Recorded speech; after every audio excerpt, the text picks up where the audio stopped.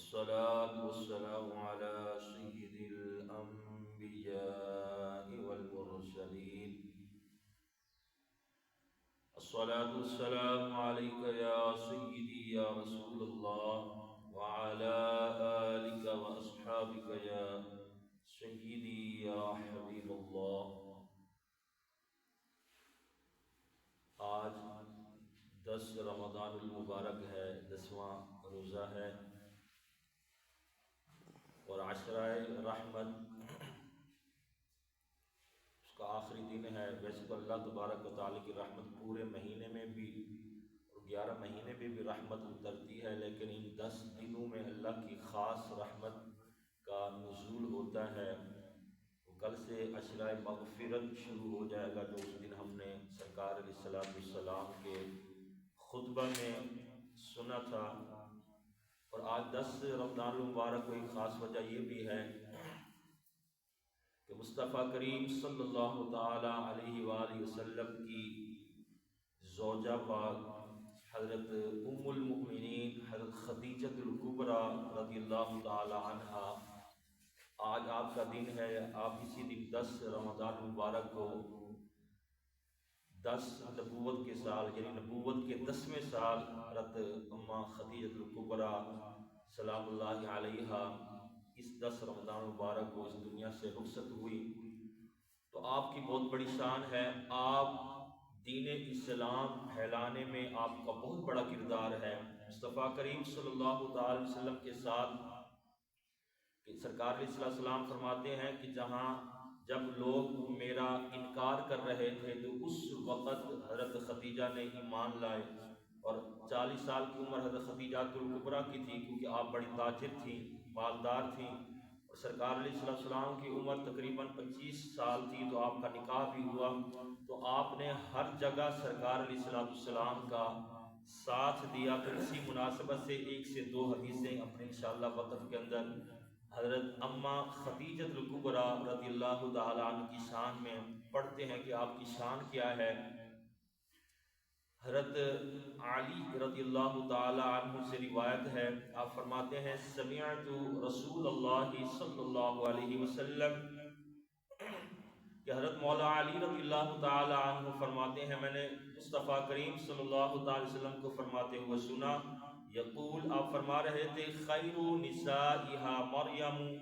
بنت عمران. نبی کریم صلی اللہ تعالی وسلم نے فرمایا اپنے زمانے کی، اپنے دنیا کی بہترین بی بی جو ہے، فرمایا وہ مریم بنت عمران ہے. مریم بنت عمران کا بار بار قرآن مجید میں تذکرہ آیا ہے، جو حضرت عیسیٰ علیہ نبینا علیہ السلام کی والدہ ہیں. آپ کی بڑی شان ہے. تو آپ اپنے زمانے میں اس وقت آپ کے جیسی مرتبے والی، مقام والی عورت اور کوئی نہیں تھی حضرت مریم کے علاوہ. اسی طرح آگے سرکار علیہ السلام نے فرمایا خدیجہ بنت خویلد، اور فرمایا اپنی دنیا کی، اپنے زمانے کی بہترین خاتون، بہترین بیوی، فرمایا خدیجہ بنت خویلد ہیں. جو آپ کی بیوی ہیں، آپ کی زوجہ پاک ہے، ہماری ماں ہیں، تو فرمایا وہ ہیں. اور اس بات میں اختلاف ہے کہ سب سے افضل ترین خاتون کون سی ہے، کیونکہ سیدہ پاک فاطمہ الزہرا رضی اللہ تعالی عنہا آپ بھی آپ کی بیٹی ہیں. اس طرح حضرت عائشہ الصدیقہ رضی اللہ تعالی عنہ، جن کی شان میں تقریباً 18 قرآن کی آیاتیں نازل ہوئی، اور مصطفیٰ کریم صلی اللہ تعالی وسلم کی محبوبہ جو ہے وہ خاتون میں سے تھی. تو ان 3 خاتون میں جو ہے وہ علماء کرام کا اختلاف ہے کہ ان تینوں میں سے افضل کون ہے. ویسے تو یہ تینوں جو ہے، اور سیدہ فاطمہ پاک یہ خاتون جنت ہیں،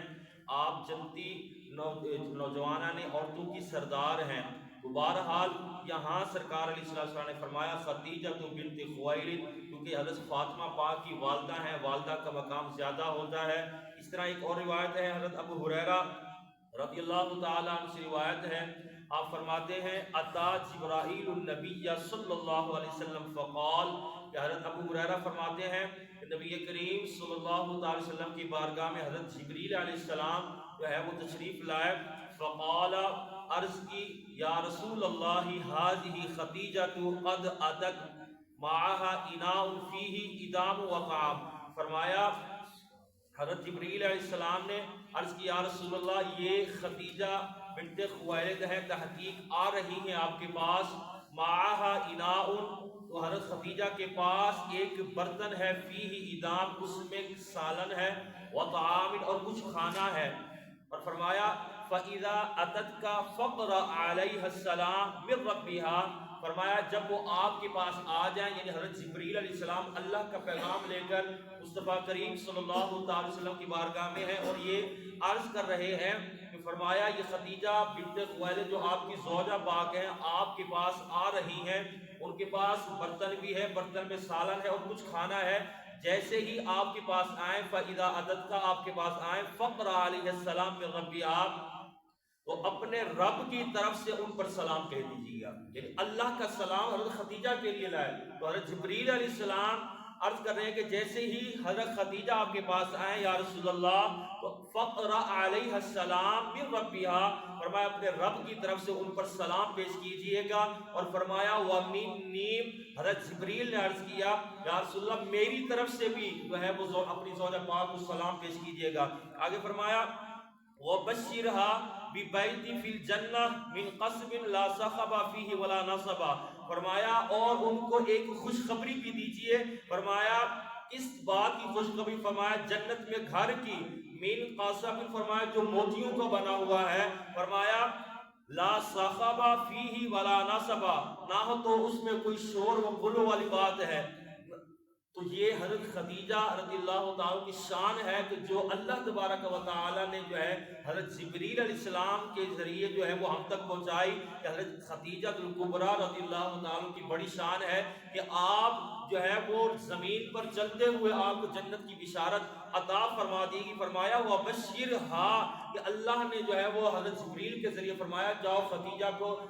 کے لیے یہ بتا دو کہ خدیجہ کے لیے جو ہے وہ خوشخبری ہے، اور سرکار علیہ السلام کی زبان مبارک سے تو یہ واقعی حضرت سیدہ طیبہ خدیجہ الکبریٰ رضی اللہ تعالیٰ کی شان ہے کہ آپ کے لیے جو ہے وہ جنت میں محل موتیوں کا جس کی شان بھی بتا دی، فرمایا اس میں کسی قسم کا کوئی شور و غل وغیرہ نہیں ہوگا، وہاں سکون ہی سکون ہوگا، امن ہی امن ہوگا،